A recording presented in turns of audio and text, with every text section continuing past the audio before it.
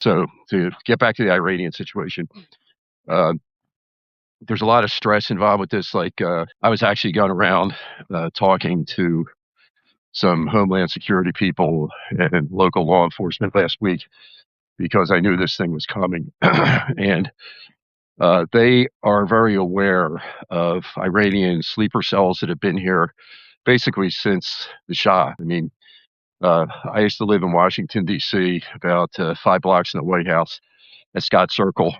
At, I think it was 1740 Massachusetts Avenue, across from Johns Hopkins, the old School of Advanced International Studies, where I went.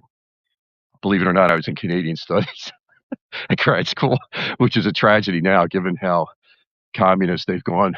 And now the CCP runs Canada. But anyway, back then, Canada was a good place. And so back then, I had this little tiny apartment, and the Iranians used to protest across the street at the Iranian embassy.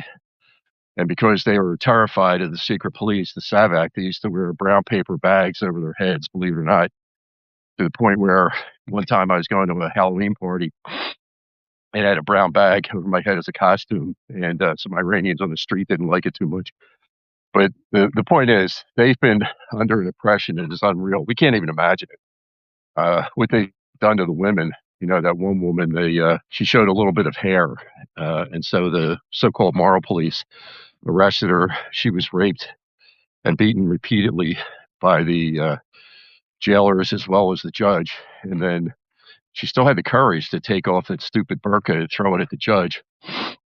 And then, of course, they took her out, hoisted her up on a crane, hung her in the public square, and let her dangle there for a month as a lesson to all the other Iranians. I mean, as Americans, we can't imagine the kind of conditions people live in overseas. Like my brother-in-law, who was a Green Beret for 21 years, used to say many times, Americans have no idea how fortunate they are, because he had seen things in the third world that we can't imagine. And so that's why every day when I say my morning prayers, I thank God I'm in the United States of America, where we still have freedom and peace. So to get back to the Iranian situation,